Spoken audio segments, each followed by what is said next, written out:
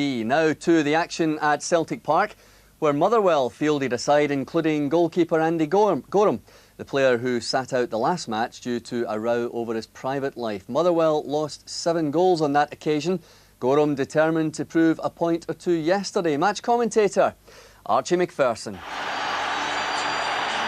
The countdown to the title leaves little time left and absolutely no margin for error, which does explain a mix of expectancy and tension around the stadium for a game which in current form ought to be a formality for Celtic, but in these circumstances will be regarded, I'm sure, as something of a cup tie. Well, that victory against Hearts kept their hopes alive, but it also took its toll. No Jonathan Gould, of course. Stuart Kerr, supposedly heading out of the door at the end of the season, takes his place. Jackie McNamara is out with a knee injury, but back in is Johan Mjolby, who missed the last couple of matches and perhaps a wiser man after suspension. Well, Motherwell have only won once in the last 7 games here, and at Celtic Park they've recorded just 1 win in the last 9 meetings. So they brave it out today with a side which is minus Tony Thomas, sent off last week, replaced by Michael Duisberg. And John Spencer is really back on form, having scored a delightful goal last week, and like Andy Goram, of course, his ex-Ranger. And the referee, Jim McCluskey, who will firstly summon the crowd and players for a minute's silence in remembrance of the tragic casualties in the Hillsborough incident.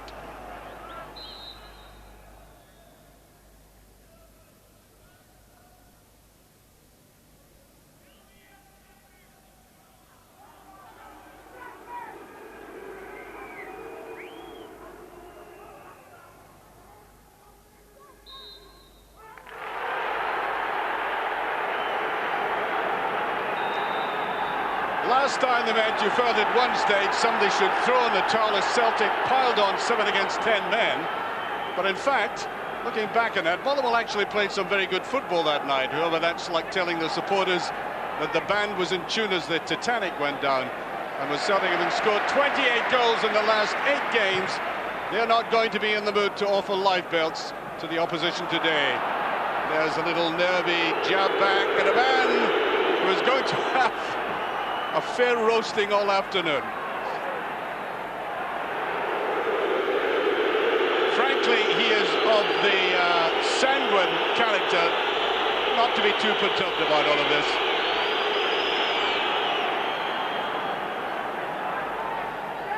There's Billy Davis, vocal as ever, orchestrating the movements on the field, or at least trying to. Tom Boyd will certainly want to make his mark in this game. He's got intentions here. Can't get his shot in. Larsson comes down on it. And I think the Motherwell defenders are really annoyed with themselves that Boyd was allowed the latitude and the length of run that he made without any particular challenge.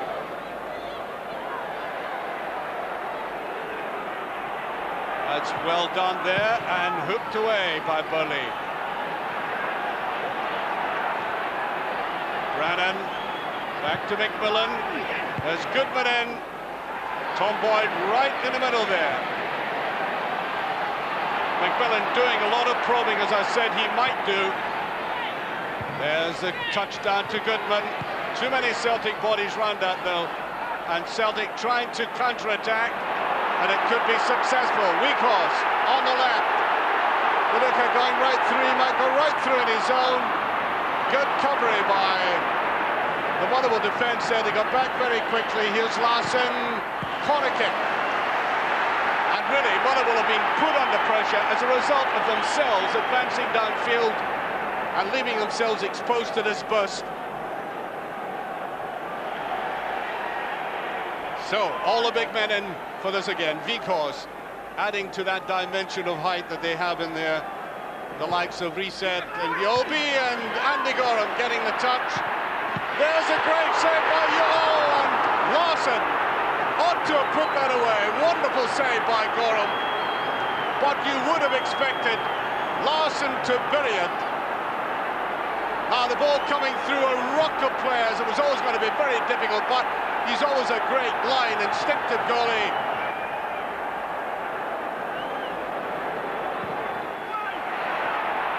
Larsson, beautiful little nutmeg, he does that so brilliantly. There's Viduka. Reset, advancing. In came Larsson, and now Celtic turning the screw. Here's the test as Mjolby goes up there. Goram again with a touch. Motherwell player lying down there. The referee waving play on. Duisberg, who's down, feels for a handball there, but the referee considers it was accidental. And now the physio can't come on. And the most intensive pressure of the game so far released by Celtic in the last couple of minutes. And there the ball coming in again. Loud claim for the penalty kick. And the referee looking at it, 4 square, turned away. Now reset. Nicely chested down Larsson, full of these little touches, and another one, blinker. Motherwell filing back, there's the shot. And away eventually by Brannan. They really have organised themselves very well indeed, Motherwell in defence. Celtic so far have found it very difficult to carve out a clear-cut opening for themselves. Boyd. Lot of touch in it, and it's a brilliant save! Oh, that's a miraculous save by Goram. Well now, a man under intense pressure. And here's a dramatic exhibition of a man who hasn't let all that tension affect him. One of the saves of the season. But can Celtic put it in there? They can't. Well now, I wonder what went through Andy Goram's mind when he came to Celtic Park today. Whatever things he has perhaps recklessly done off the field, on the field he's always remained a consummate professional, and that was the best demonstration of it there. There goes the half-time whistle, and if Craig Brown has any nonce at all, he'll take into consideration the play of this man here. Look at what he's done today to foil Celtic. That double-barreled save, first of all, great to stop it. Amazing to get a rebound against a man who normally kills it from there. And then that stunning a la Gordon Banks stop there from that downbeat header by Scotland's leading goal scorer. I mean, what more can you do to convince somebody that this man, despite all the controversy, still remains one of the great goalkeepers? And that means a score at half-time.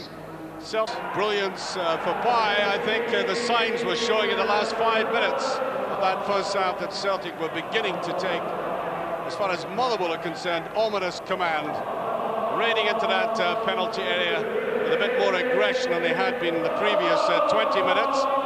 And Motherwell have brought on Stephen Craigan. There he is, youngster who'll be up against it in the second 45 minutes. I think will be even more torrid than the first.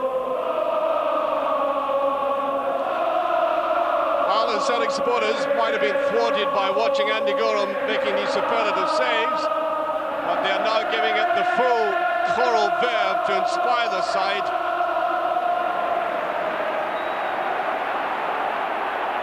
Because plenty of determination in this run, and he changed his mind slightly. Burnley tried to play that back, Viduka. And Celtic now playing with the verve and determination they showed in the first 10 minutes in the first half. Reset.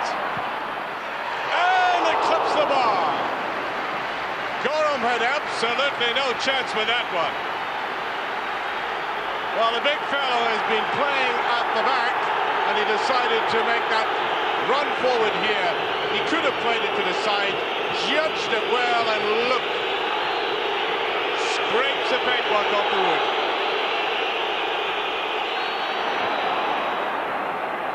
Spencer won't get it. He's got reset at the back.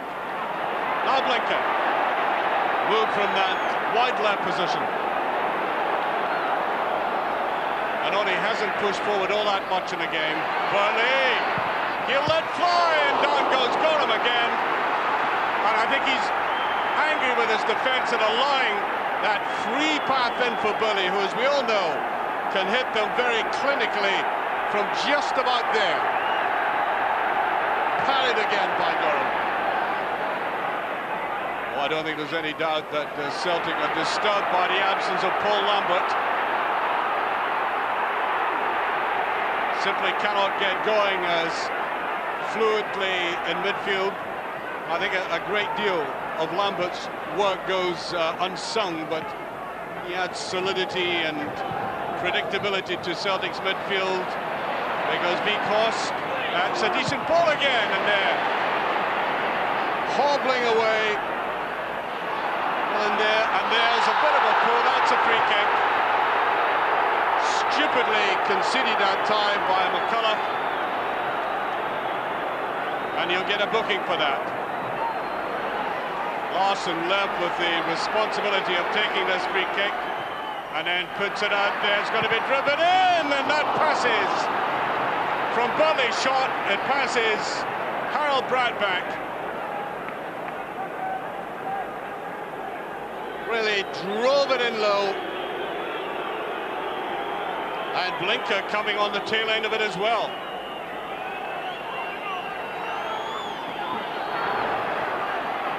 Oh, it's a bad corner kick. Ought to have been more pressure on the Motherwell defence.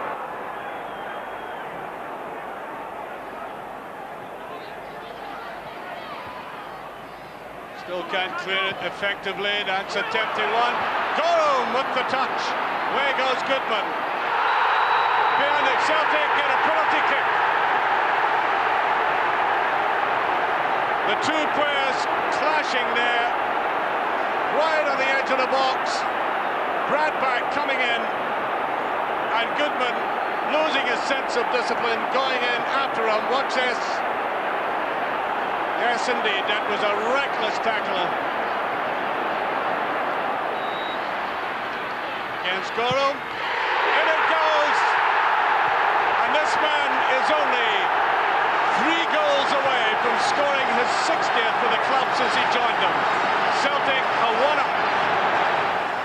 Well, he's delighted with that, because at this stage Celtic were beginning to get a little bit anxious. There's no doubt about that. And in it went, wrong footing Andy Goram. Luca holding on to it again.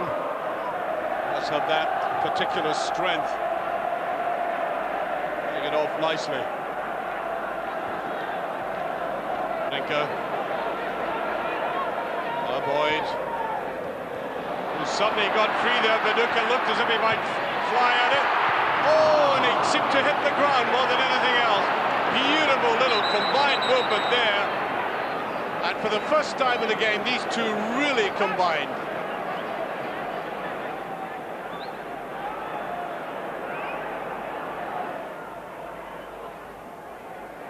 Straight to Spencer. High one out there, neatly put down. There's a shot and care. Excellent save for a goalkeeper who's simply been a spectator for much of the game, and it says a lot of a goalkeeper to get down very quickly under telling circumstances like that.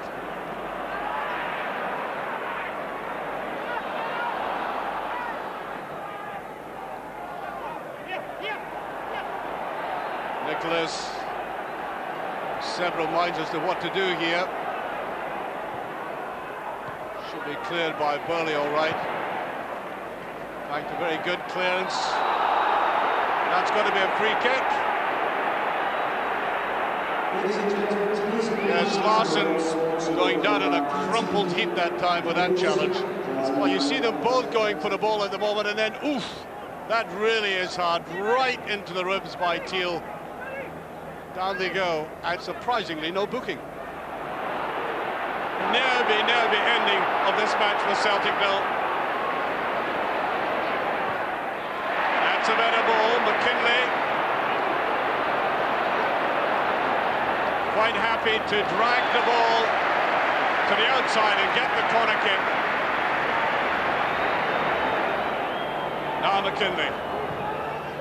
This could end it all, and does no! Once again, Goram's behind it. Weghorst with that flying contribution. And I think for a moment, Andy Goram was almost mystified as to where this was going to end up himself. Kind of unconventional way, let that go down and then scooped it away. Blinker taking his time.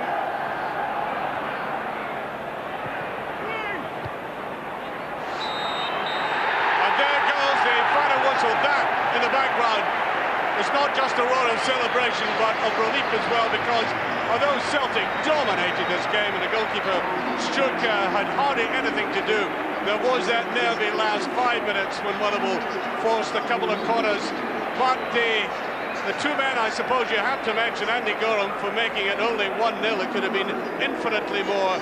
His brilliance in the first half was there for all to see, with all sorts of difficult saves, and then some more in the second half. But the whole game hinged on an incredibly stupid attempt by Goodman to challenge for a ball. The penalty kick rightly awarded, and up came Henrik Larsson for that goal there. Motherwell fought to the very end, mostly a defensive performance, and even though it was a narrow result, Celtic deserving to be victors by 1-0.